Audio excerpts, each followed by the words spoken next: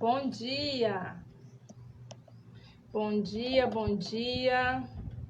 Bom dia para você que vai participar online comigo. Boa tarde, boa noite para você que vai assistir depois. Eu quero te convidar hoje a participar comigo de uma papoterapia. Isso mesmo, a gente vai conversar um pouquinho sobre um assunto terapêutico, mas é claro, eu quero fazer isso usando a Bíblia com você. Então, quero te convidar a pegar a sua Bíblia, né, no livro de Gênesis, capítulo 33, se você quiser acompanhar. Deixa eu só clarear aqui um pouquinho, que eu já vi que está escuro. Quero te convidar a pegar a sua Bíblia para a gente falar sobre um assunto terapêutico hoje, mas usando assuntos da Bíblia, usando histórias bíblicas, que eu gosto muito, sou suspeita, e é bom saber que a Bíblia também nos apresenta a verdade da vida, né? A verdade da família, a nossa realidade. E assim como ela não esconde os problemas, ela também nos mostra a solução. Então, quero te convidar a abrir a sua Bíblia aí, para a gente poder começar. Bom dia, sejam bem-vindas. Vocês estão me ouvindo bem? Deixa eu só ajeitar aqui, porque tô vendo que ainda tá escuro, né? Tentar melhorar um pouquinho aqui pra gente poder começar. Deixa eu ver se tá melhorando aqui. Agora acho que foi. Só um minutinho, que deu um problema aqui na imagem. Deixa eu botar mais perto de mim. Pronto, vamos lá, vamos começar. Então, eu quero falar com vocês hoje sobre essa história bíblica, né? Falando da mente, falando das emoções, usando a história bíblica. E eu quero falar com vocês sobre a história de Jacó. O livro de Gênesis, capítulo 33, vai falar sobre a experiência de vida de Jacó com Esaú. E a gente vai usar essa história para falar sobre o nosso papo terapêutico aqui hoje, tá bom? A história de Jacó e Esaú começa falando sobre o nascimento deles no ventre da mãe, no ventre de Raquel. Vou fazer bem um resumo aqui para a gente ser bem objetivo e chegar onde eu quero, para que você seja edificado aqui hoje, tá bom? Então, eles nascem já brigando no ventre da mãe, né? Crescem dentro de um contexto de preferências do pai e da mãe. E a história vai dizer que Jacó, ele rouba a bênção do seu irmão Esaú.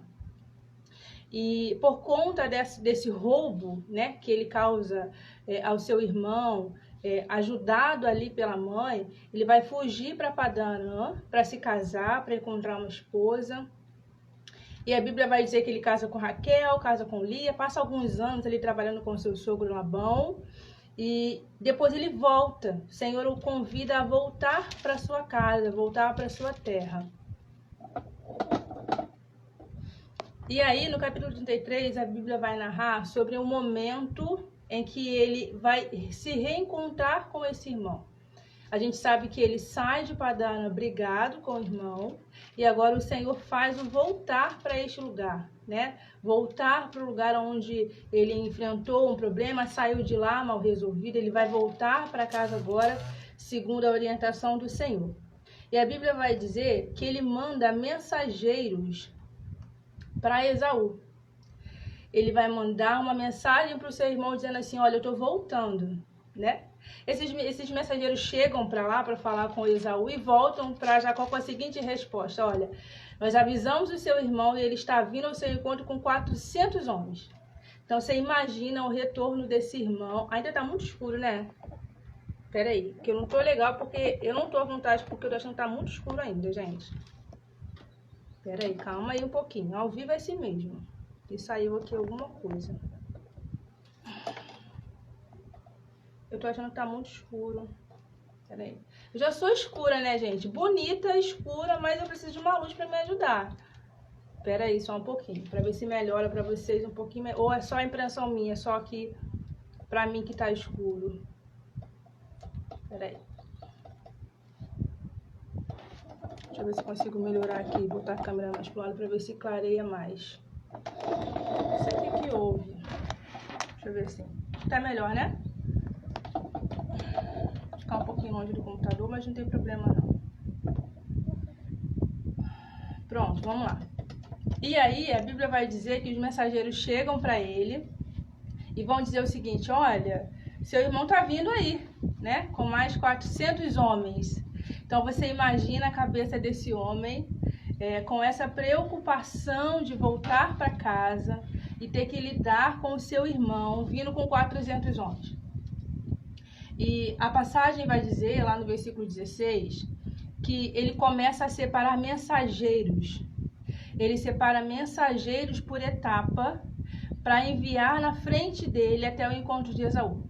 E cada mensageiro que ele vai enviando, ele envia uma porção de presente. E ele envia presentes e envia a seguinte mensagem: olha, se Esaú perguntar de quem são esses presentes, vocês vão dizer assim: esses presentes são do seu servo Jacó, e são seus. Então vai pegando a mensagem. Jacó está voltando para casa, né, seguindo uma ordem do Senhor. E ele já sabe que o irmão está vindo de encontro a ele com 400 homens.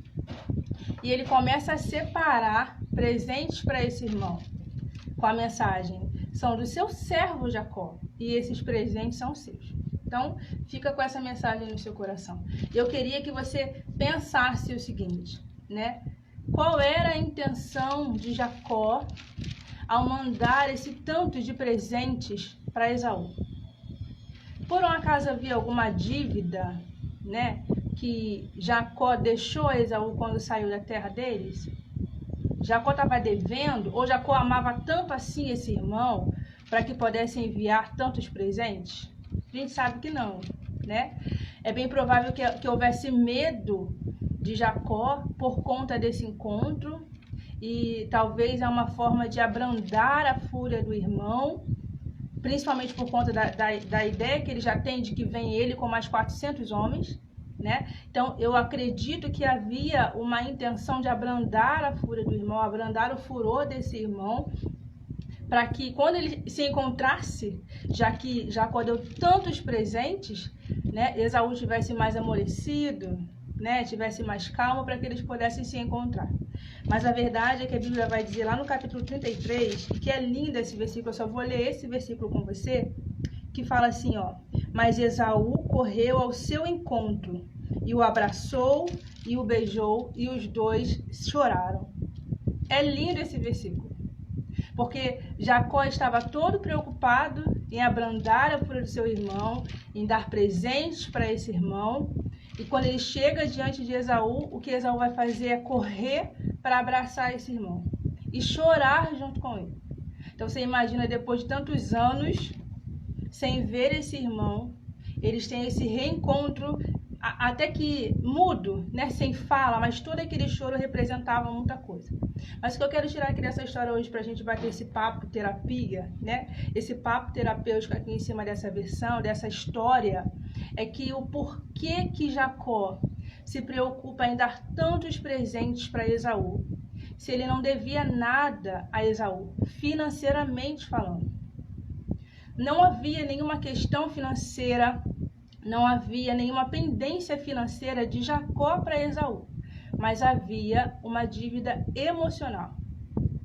Jacó sabia que ele tinha ferido seu irmão, que ele havia traído seu irmão.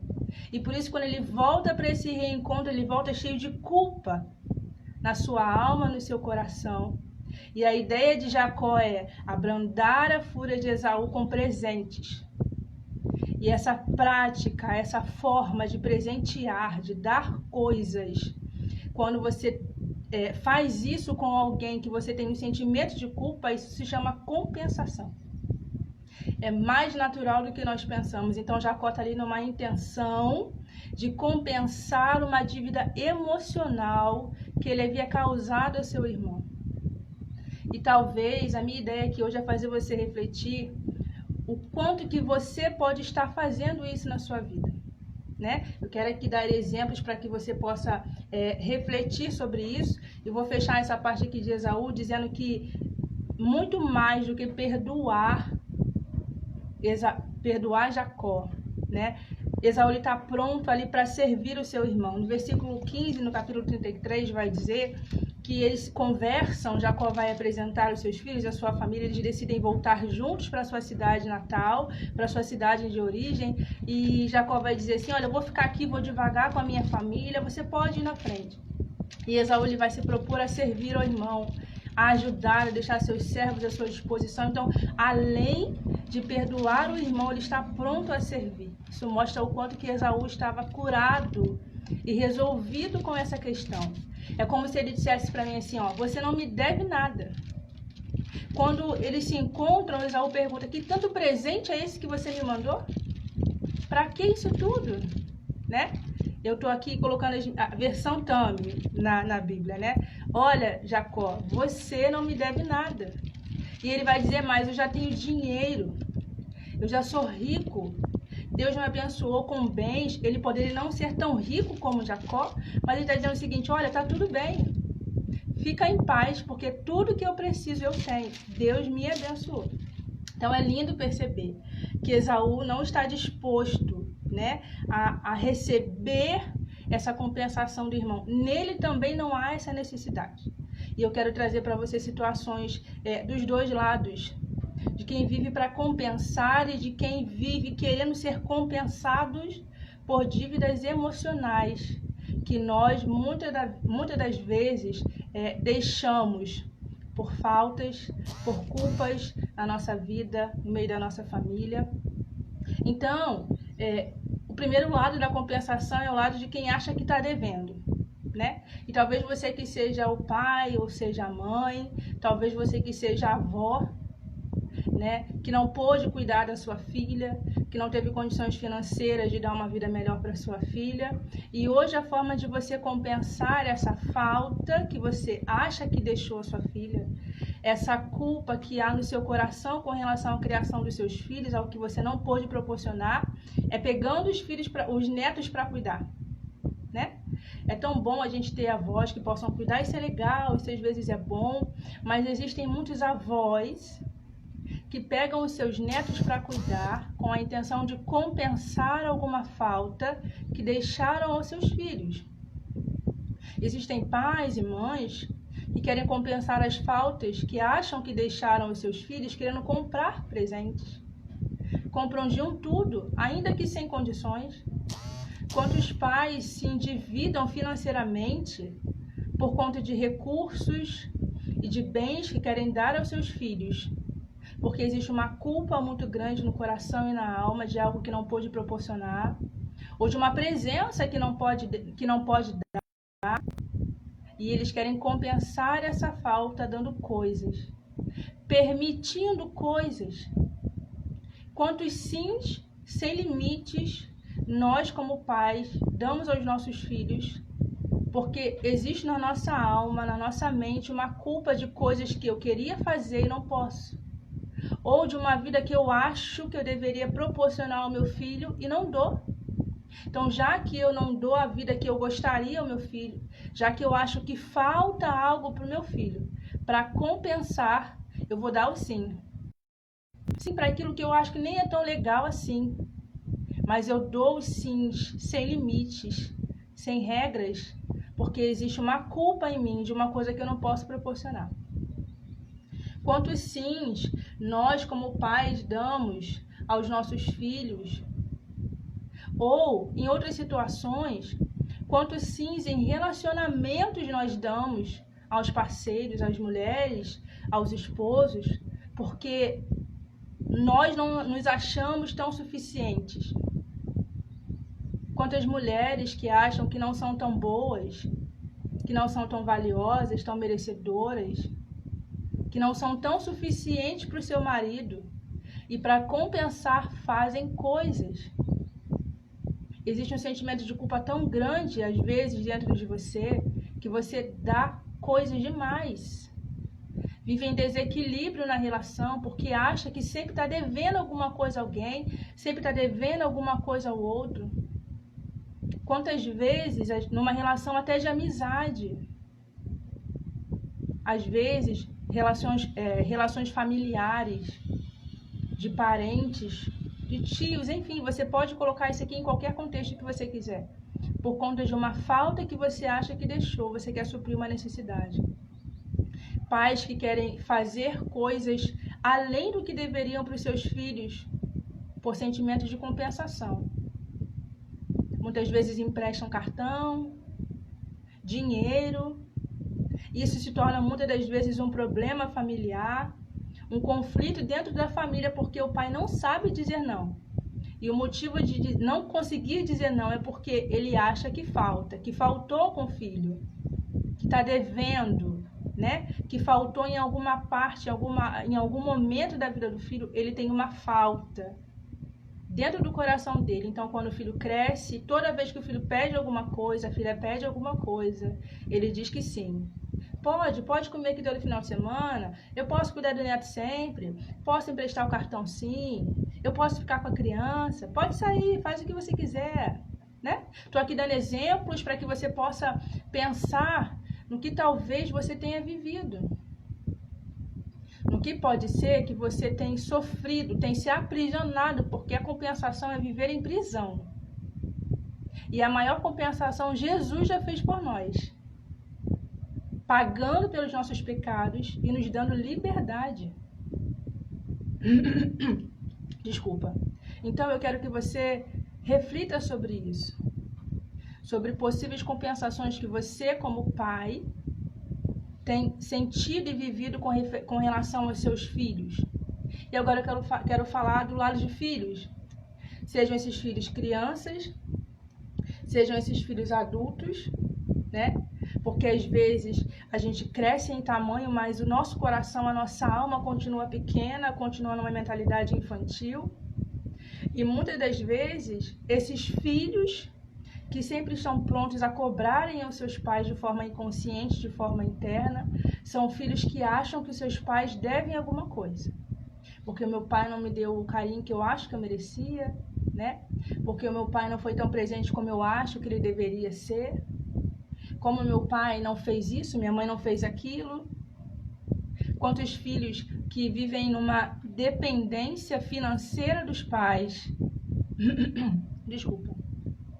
Quantos filhos que vivem numa dependência financeira dos pais, porque no seu inconsciente os seus pais os devem alguma coisa.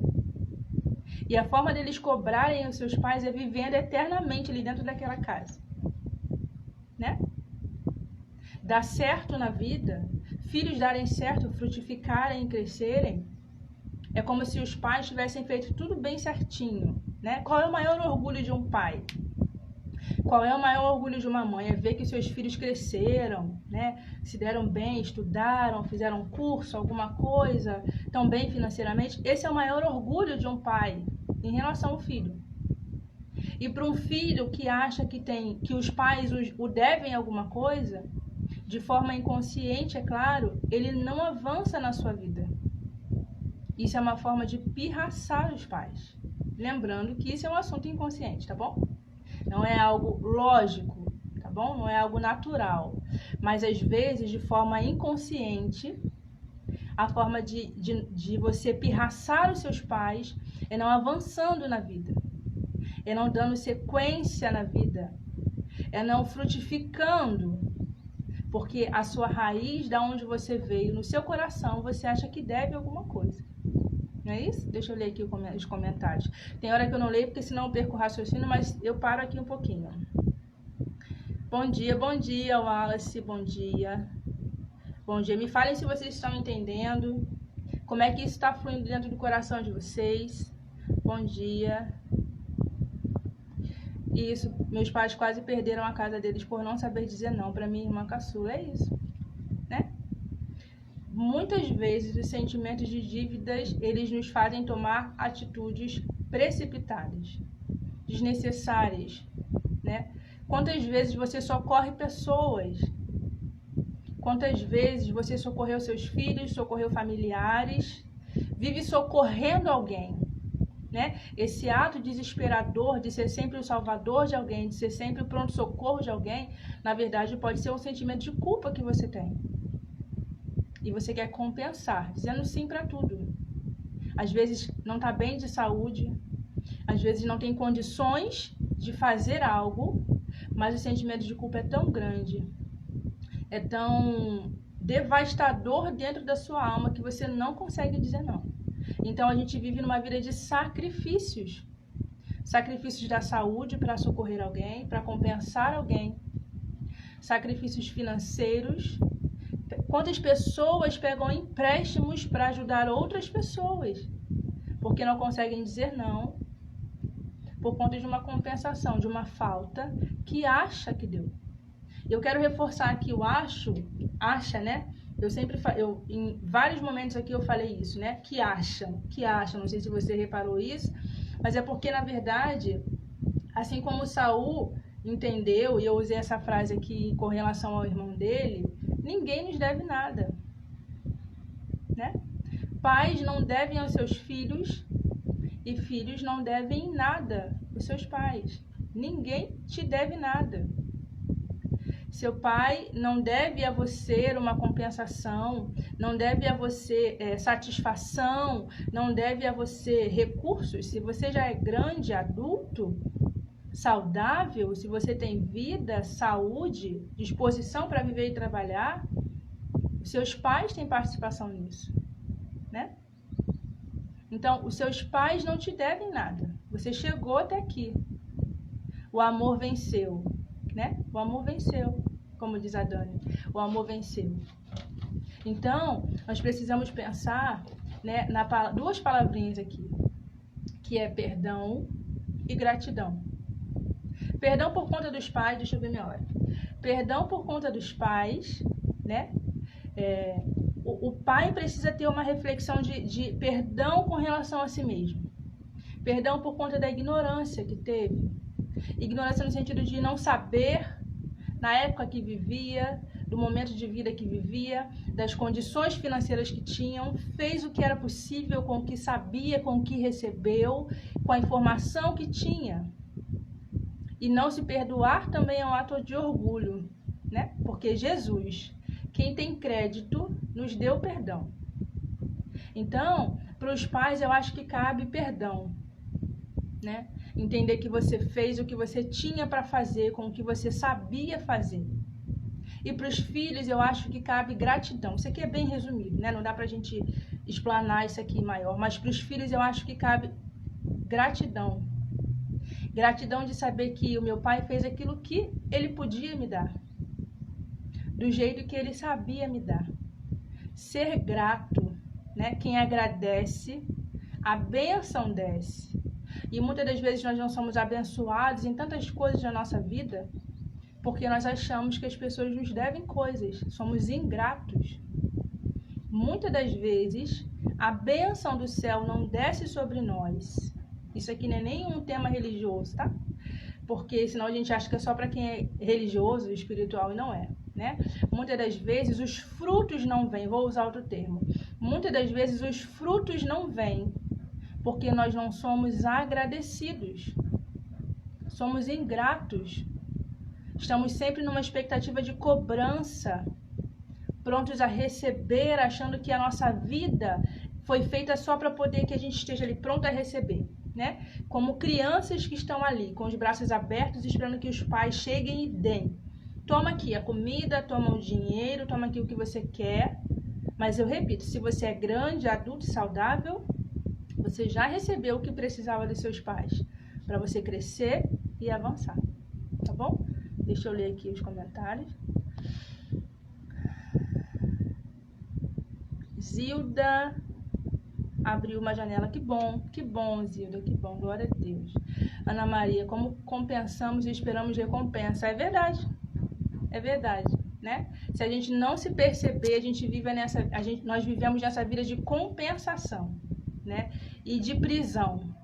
Não há liberdade na compensação. Grava isso. Não há uma vida livre na compensação. Não há. Vira um ciclo de prisões, de pais com filhos e filhos com os pais. Quando a Bíblia vai nos dizer que para que a gente cresça, né, como uma árvore que cresce, dá fruto, a gente precisa deixar pai e mãe. E enquanto houver dívidas emocionais, nós não deixamos pai e mãe. Nós estamos ali presos emocionalmente a eles ainda. Então nós precisamos romper isso, né? Sair dessa prisão emocional, dessa dívida emocional, com perdão, com gratidão. Deixar também na alma pai e mãe, para que a gente possa ir para a vida, ir para frente, produzir, reproduzir, frutificar, né? Para a glória de Deus. Amém? A cura para essa espera é a humildade e gratidão. Humildade, é verdade. Humildade, muito bem, Ana Maria, muito bem colocado, humildade, né? Humildade e gratidão.